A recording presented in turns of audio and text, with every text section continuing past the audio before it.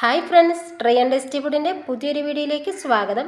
അപ്പോൾ ഇന്ന് നമുക്ക് നല്ല അടിപൊളി ടേസ്റ്റിലുള്ളൊരു ചീരച്ചേമ്പ് തോരൻ്റെ റെസിപ്പി കാണാവേ.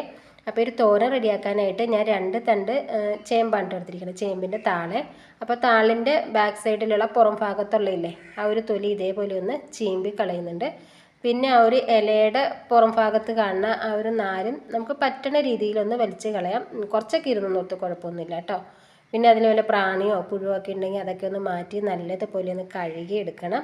എന്നിട്ട് നമുക്ക് കുനുകുനാന്നൊന്ന് അരിഞ്ഞെടുക്കാം കേട്ടോ. അപ്പോൾ ഞാൻ ആ ഒരു ചേമ്പ് ഇതേപോലെ അരിഞ്ഞെടുത്തിട്ടുണ്ട്. പിന്നെ ഒരു 2 പിടി തേങ്ങ ചിരകിയതെടുത്തിട്ടുണ്ട്. ഒരു 5 വെളുത്തുള്ളിയും ഒരു 7 8 ചുവന്നുള്ളി എടുക്കുക കേട്ടോ. പിന്നെ ചെറിയൊരളവിൽ ഒരു 1/2 ടീസ്പൂണൊക്കെ വരാൻ പാകത്തിന് ചെറിയ ജീരകം എടുത്തിട്ടുണ്ട്. അപ്പോൾ ഒരു തേങ്ങയും ഈ ഒരു ജീരകമൊക്കെ കൂടി നമുക്ക് നല്ലോണം ഒന്ന് ഒതുക്കിയെടുക്കണേ. അപ്പോൾ ഇതിലേക്ക് നമുക്ക് എരിവിന് ആവശ്യമായിട്ടുള്ള അളവിലുള്ള മുളക് ചേർത്ത് കൊടുക്കുക. ഞാനിതിലേക്ക് കാന്താരി മുളകാണ് ചേർത്ത് കൊടുക്കുന്നത്, വെള്ള കാന്താരിയാണ്. അപ്പോൾ കാന്താരി മുളകും കൂടി ചേർത്തതിന് ശേഷം നമുക്ക് നല്ലോണം ഒന്ന് അരച്ചെടുക്കാം കേട്ടോ. അപ്പോൾ നമുക്ക് തോരൻ റെഡിയാക്കി എടുക്കാനായിട്ടേ ഞാൻ സ്റ്റൗവിൽ ചട്ടി വെച്ച് കൊടുത്തിട്ടുണ്ട്. അതിലേക്ക് വെളിച്ചെണ്ണ ഒഴിച്ച് കൊടുത്തിട്ടുണ്ട് കേട്ടോ. ആ എണ്ണ ചൂടായി വന്ന സമയത്ത് 1/2 ടീസ്പൂൺ കടുകിട്ട് കൊടുത്ത് പൊട്ടിച്ചെടുത്തിട്ടുണ്ട്. പിന്നെ നമ്മൾ അരിഞ്ഞ് വെച്ചിരിക്കുന്ന ആ ഒരു ചേമ്പും താളും ഫുള്ളായിട്ട് ഇട്ട് കൊടുക്കുക. അപ്പോൾ ഇട്ട് കൊടുത്ത സമയത്ത് നല്ലതുപോലെ അങ്ങ് തിങ്ങി നിറഞ്ഞാണ്ട് നിൽക്കണതേ. കുറച്ച് സമയം കഴിയുമ്പോൾ ഇതങ്ങ് ഒതുങ്ങും. ആ ഒരു സമയത്ത് നമുക്ക് നല്ലതുപോലെ ഒന്ന് മിക്സാക്കി എടുക്കാൻ പറ്റും കേട്ടോ. അപ്പോൾ ഒന്ന് ഇതേപോലെ ഒതുക്കി കൊടുക്കണ്ടേ.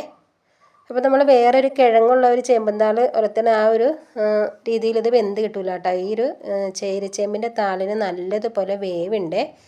അപ്പോൾ കുറച്ച് സമയം കഴിഞ്ഞതിന് ശേഷം ഒന്ന് ചൂട് കയറിയപ്പോഴത്തേക്കും ഞാനൊന്ന് മിക്സാക്കി കൊടുത്തിട്ടുണ്ട് കേട്ടോ. പിന്നെ 2-3 പ്രാവശ്യം ഒന്ന് മിക്സ് ചെയ്തതിന് ശേഷം ആ ഒരു താള് ഇതേപോലെ ഒതുങ്ങി വന്ന സമയത്ത് നമ്മൾ തേങ്ങ ഒതുക്കി വെച്ചിരുന്നില്ലേ അതും കൂടി ഇട്ട് കൊടുത്തിട്ടുണ്ട്. കുറച്ച് കറിവേപ്പില ഇട്ട് കൊടുത്തിട്ടുണ്ട്.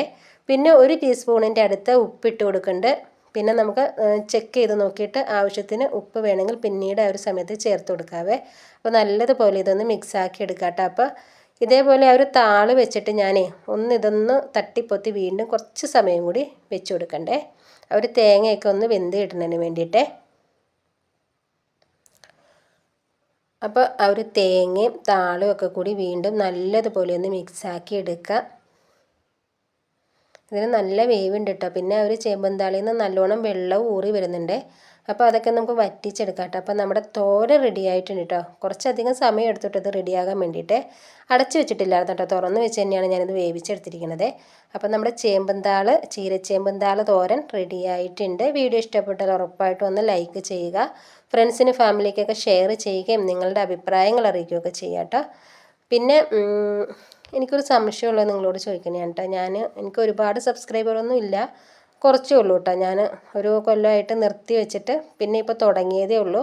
അപ്പോൾ സബ്സ്ക്രൈബർ കയറി വരണ്ടായിരുന്നു. പക്ഷേ എനിക്കിപ്പോൾ 2 ദിവസമായിട്ട് മിനിഞ്ഞാന്ന് 10 പേര് അൺസബ്സ്ക്രൈബർ ആയിപ്പോയി. പിന്നെ അതേപോലെ ഇന്നിപ്പം 6 പേരും പോയിട്ട്. അപ്പോൾ സബ്സ്ക്രൈബ് ചെയ്ത ആൾക്കാർ തന്നെ അൺസബ്സ്ക്രൈബ് ചെയ്ത് പോണയാണോ എന്നൊന്നും എനിക്കറിയില്ല. അങ്ങനെയാണെന്നുണ്ടെങ്കിൽ നല്ല മനസ്സുള്ളവർ മാത്രമേ എനിക്ക് സബ്സ്ക്രൈബ് ചെയ്ത് തന്നാൽ മതി കേട്ടോ. കാരണം നമ്മളൊരു പ്രതീക്ഷയിലല്ലേ ഒരു ചാനലൊക്കെ തുടങ്ങുന്നത്, എല്ലാവരും അങ്ങനെ തന്നെയാണ്.